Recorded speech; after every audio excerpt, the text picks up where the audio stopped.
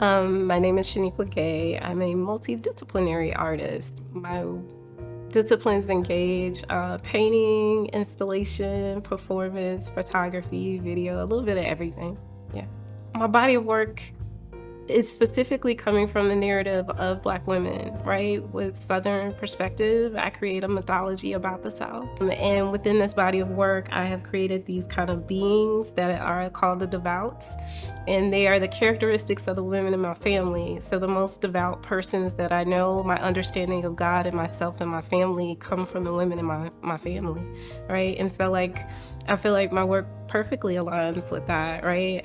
My work is in the development or the language of my relationship with these women, with my mother, with my aunt, with my great-grandmothers.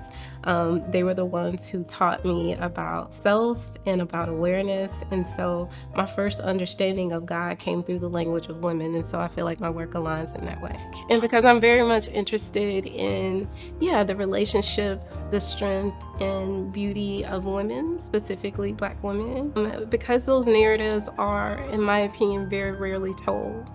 They're not necessarily ones that are written into the canon. And for me, specifically Black Southern women, do I rarely see that language on galleries, walls, museums, anything like that. And so I'm really interested in disturbing the canon in that way, disturbing the narrative that speaks about my foundation as a part, and just as important as anyone else's narratives, be they in New York or California or somewhere else. I'm interested in Mississippi, Alabama, Georgia, Florida. One of the works is like this language of the Trinity. So like where I have an image of myself, my mother, and my grandmother. Like my first understanding of Trinity is connected to relationships between women. My first knowledge of the Trinity is between God, Christ, and the Holy Spirit. And wanting to engage the language that I read in Proverbs, where it's describing wisdom. And wisdom has these characteristics of the feminine.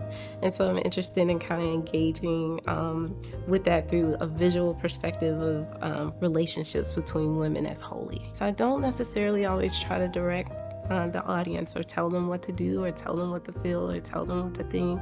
I'm interested in creating for the sake of creating, and how other people engage is great. I was just listening to this interview with Arthur Jaffa where he's talking about nobody ever asked Michael Jordan why he's playing basketball. He just does it, right? You don't ever ask him why? Tell me about your experience about why you're playing basketball. But they always do that with artists. Artists always have to direct or say or prove why. I'm interested in creating the work and in engaging the audience as they see fit, not because I'm trying to direct them. I'm not convinced my great-grandmother was from Earth. She was just really this kind of mystical, magical creature. She lived to be about 101, 102. And she was the person that could heal you through thistle soup, right? Pulling thistles out of the yard in order to heal you and make you whole.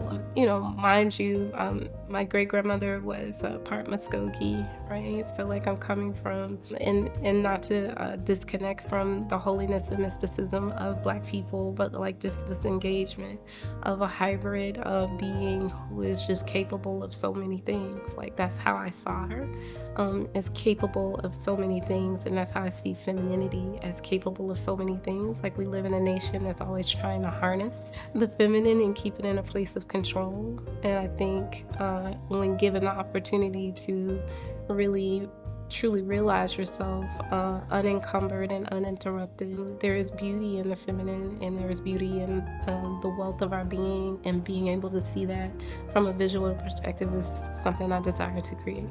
This is why I see my grandmother as the epitome of womanhood.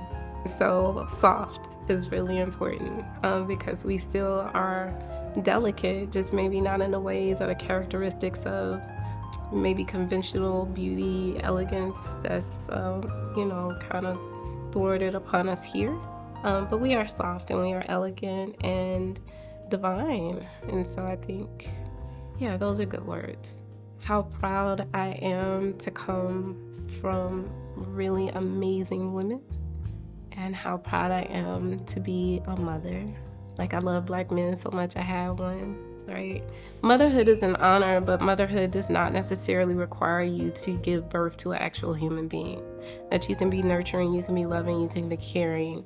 Like, that's just the makeup of your being. And so motherhood is a title we all can carry, and it is one that is honorable and beautiful. Everyone loves to emulate Black women, right? They love to emulate our style, our character, our figure, our very being, right? I think one thing that is difficult is that everyone gets to emulate, but it's very hard for us to just be us. So like our body parts are accepted on everyone else but us, right? And so what makes us so unique and so utterly amazing is just who we are, and who we are allowed to be. And again, who we're allowed to be when we're not interrupted, because very rarely do you get to see that, like us not. It's like we get to the top of the hill and it's always somebody there to push us off the cliff. And so in that, the experience of always having to be strong, be resilient, always caping for everyone else can be very difficult. But I just think it is just the natural order of life that Black women are pretty amazing. And I get to talk about it and say it like that because I am one, right? So like if reincarnation is a thing, I want to come back as a Black woman every single time. Yep.